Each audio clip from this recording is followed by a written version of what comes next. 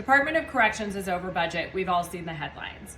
So what's the real story behind this? Well, when Zorinda took over about 2 years ago, there was over a 30% vacancy for employees. So he had to fill those. So a bunch of his guys were working overtime, which caused them to go over budget.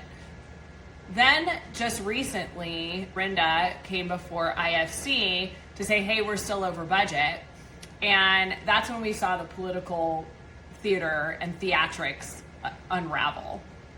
So instead of actually hearing what he has to say, Democrats just wanted to play the blame game and throw massive temper tantrums on the dais. It was kind of embarrassing to watch.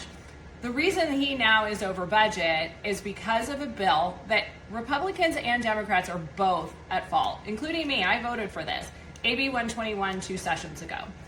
Essentially, we had a hearing. This little girl was talking about how she wished she could send a picture to her dad who was in prison, and then he could actually get the piece of paper with all the color.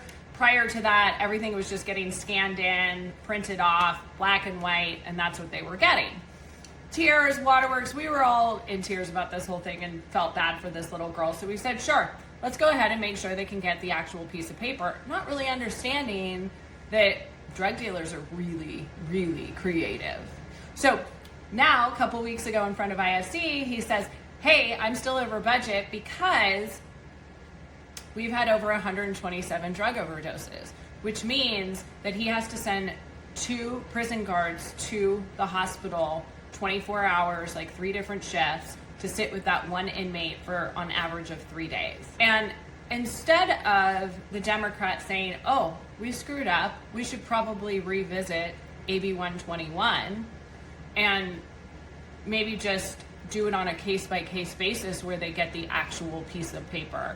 They then blame Zorinda for not notifying them soon enough. Now, mind you, they get these reports. We get these monthly audit reports from the various different agencies and departments. One of the Democrats that sits on IFC was the co-sponsor of AB 121. And on top of it, it's like there's a lot of bills, and it's our responsibility to vet and read these bills and evaluate how they are being implemented and rolled out and see if we need to make any corrections. We're not perfect, and that's okay. But they wanted to blame Zorinda for a law that we passed and a situation that we've created where essentially AB 121 has killed more inmates than the death penalty.